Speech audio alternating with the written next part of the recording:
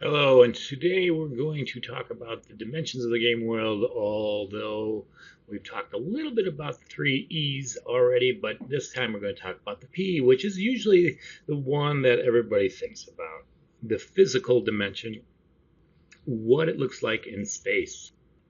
So, what is space? Well, I'm going to go straight to the bottom and start backwards, and we'll talk about X, Y, and Z. So, in math class, we've always been traditionally have an X to the right and a Y up, or to the top of the page, and that can actually hold, obviously, objects, geometric objects. And any complex model is really just a lot of times made up of smaller geometric objects.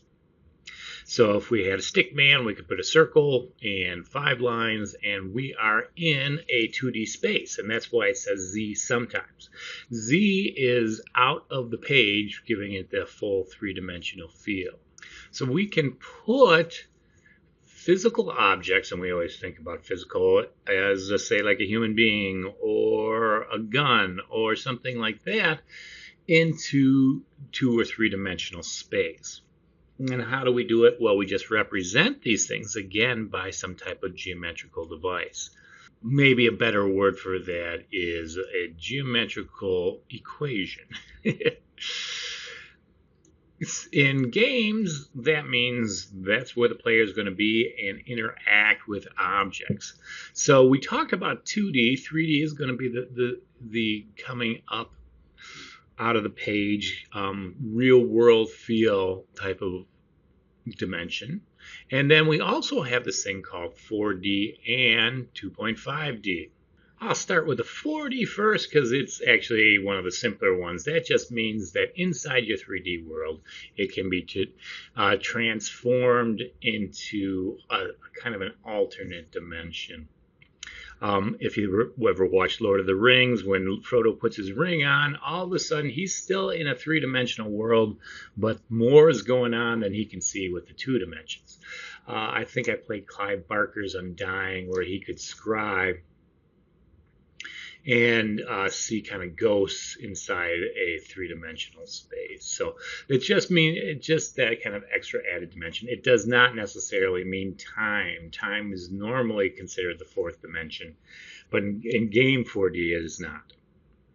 2.5 is when you do it in layers. So it's essentially a bunch of two-dimensional layers stacked on top of each other, each being a page, and you can kind of float things above.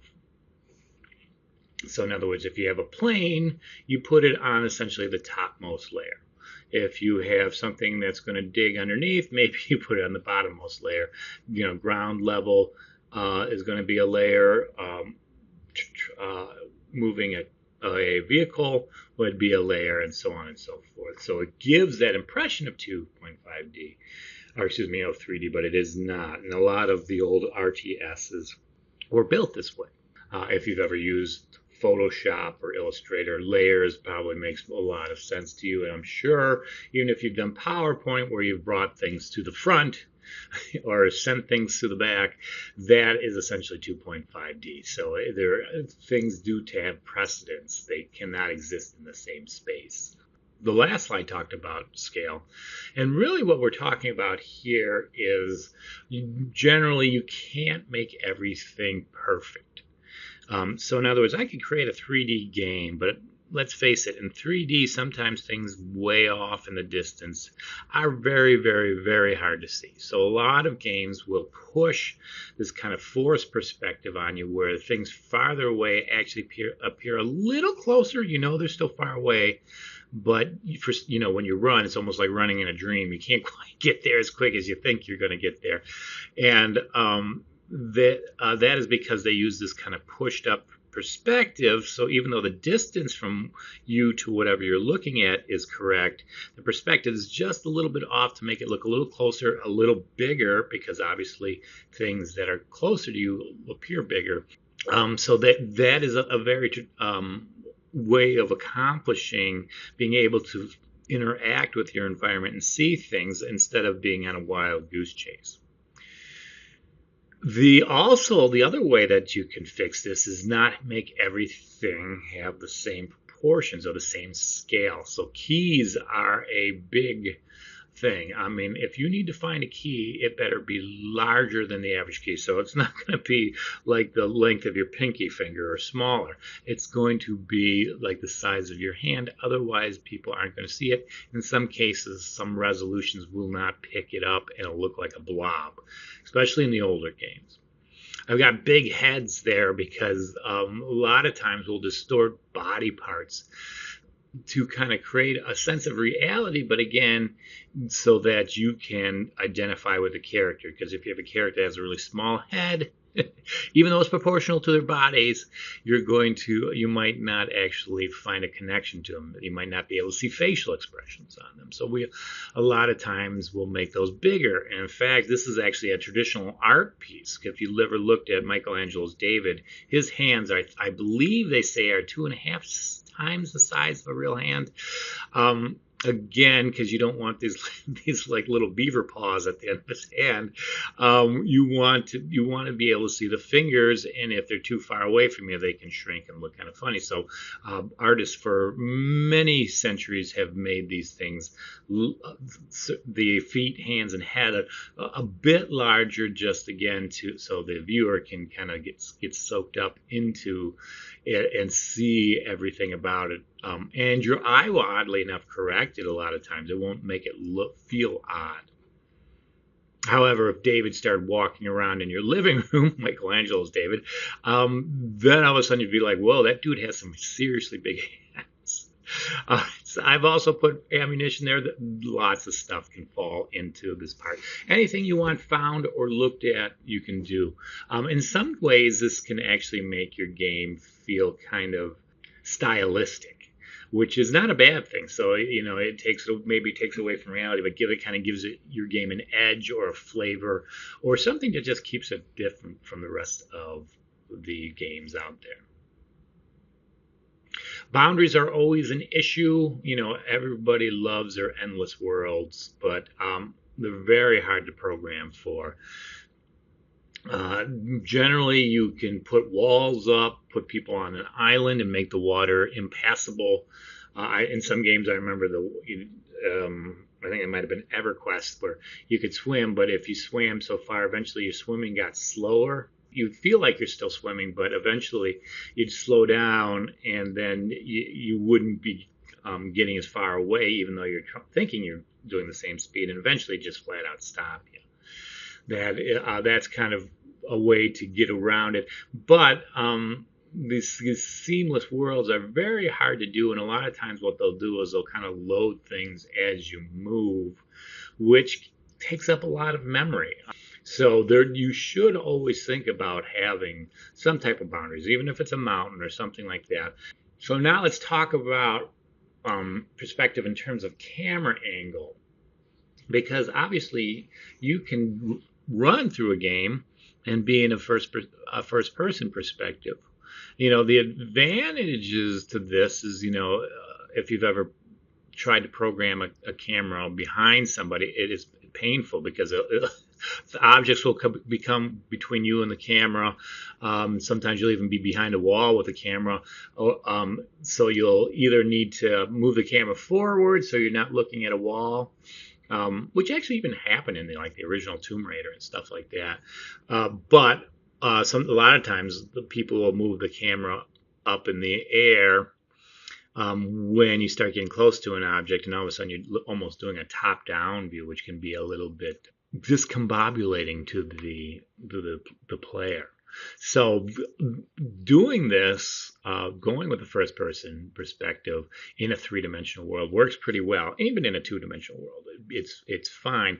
The problem with this, when you talk in terms of immersiveness, a lot of times people want to see their avatar. Because let's face it, in a lot of games today, whether it's Overwatch or League of Legends or Fortnite or something like that, you can customize those avatars, and they make money doing that, putting skins on that. One of the issues that I've always run across is the jump phenomena, because most people, when they're getting ready to jump first person, when you're running, you tend to look at the ground too long and maybe not where you're going. And so there's always this issue of being able to jump in kind of a realistic fashion, because obviously when you are going to go jump a long distance, you don't look at your foot right before you jump. So what do you do there? Look at your screen right now. And then think of your peripheral vision at the same time. My peripheral vision can probably fit at least 3 screens on it, and because it's so wide. So we're really, even though we're in this kind of first person's perspective, it is kind of a tunnel vision first person perspective, which in turn cuts off a lot of information that normally we can take in. I know in a couple of games, you tend to whip the camera around in these kind of first person conditions, and then you get the problem with this motion sickness. So you're kind of wanting to look around. Obviously we talked about the third person a little bit already, but this would be the way to do it, because now all of a sudden you can pull the camera a little over the shoulder, you can pull it way back, to kind of give people a little bit more idea on what's going on. There's going to be problems where you're going to have to worry about bouncing into things, or if the camera ends up in a corner, where does it go? Should it go left, right, up, down? What happens if there's a ceiling and it can't go up anymore? All that stuff is a unfortunate quality control nightmare for most things. The other issue is, now that you have in your scene, that information actually takes a lot to push out in terms of, again, graphics card memory. Because now look at your feet, and then right now, and then look maybe like 3 feet in front of you, your feet. If you look at your peripheral vision, how far out can you see something to the top? It's not very far, right? You may be 20 feet only. That's all you can see. So you can see 20 feet ahead. If you look at the horizon, go outside and look at the horizon, you all of a sudden can see miles ahead. Well, guess what? Your graphics card has to render all that stuff if you're looking a mile ahead. So a lot of times what you have to do in a third person perspective is take your camera and tilt it down in order not to have to render so much. First person can still have this issue, but it can put more in. It can use the forced perspective, which, believe it or not, you can do the same thing here.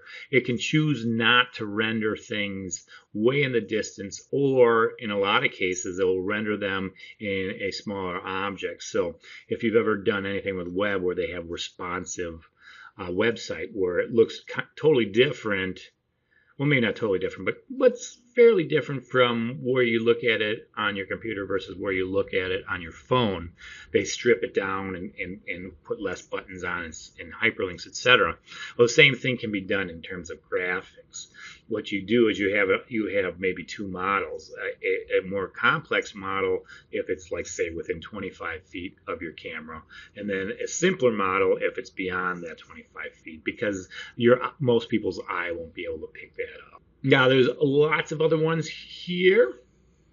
They top down, so as it says there, its maps are probably the most likely, but there's a lot of stuff that's top down. 2D top down was a traditional arcade kind of look to it.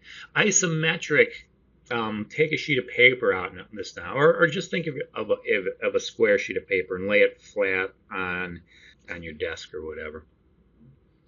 And if it's square, now turn it 45 degrees so that one of the points is pointing right directly at your sternum, right in the center of your body. That is isometric, except you're going to now tilt it up 30 degrees, or at least that's the traditional isometric perspective. So the back end gets tilted up 30 degrees and the front end dips down. That makes things very well. That works really well with 2.5D, and is a nice way to do things because you can see a lot, but you don't have to worry about cameras so much, because now you're just going to look at everything. If you've ever played Alien Swarm, they've kind of taken that and kind of modernized that idea. It's pretty cool. Force perspective, I remember my students making a game like this where, some things look like you're viewing it from the side, and some things you're viewing it from the top. So you might see a desk that's viewed from the top, but then you don't want to see just the tops of people's heads. So you kind of tilt them a little bit. So you either make them sideways or kind of big-headed and small-footed and kind of like angled. And that's a kind of good cartoonish way of doing that. Side scrolling, top scrolling, again, you think about all your favorite arcade games, Defender. Um, it was a side scroller, if I remember right. Top scrolling, there, you're like on essentially a gigantic treadmill with one long scrolling thing. It's both of them worked very good. Painted backgrounds were huge when adventure games were the king, like back in the Mist days and Ribbon and stuff like that. They made these backgrounds. You could just pop in there and take a look. There's really no reason to kind of go beyond these. You could try to create something new, but there's always why, if you have something that can work this well. And we have a lot of plugins nowadays where you don't even have to come up with the programming for the top scrolling and side scrolling. All you have to do is plug in the pieces. So let's think about your game now for a second. What do you want to do? What do you want to accomplish? So if you want a high action game, what do you think you'd go with? Probably not the painted background, right? Side scrolling, maybe something like that. If it's 3D, where are you going to go then? Do you do a third person perspective? Do you do a first person? How many people are on your team? How many people can you dedicate to either both programming and doing the visual parts of this? Where are you going to put everything? Are you going to have people search for stuff? Are you going to have ammo lying around? All these pieces kind of go into it, and you need to kind of think about this in order to get the right feel, have the kind of display the art in a way, and make things nice and clear and easy for the user.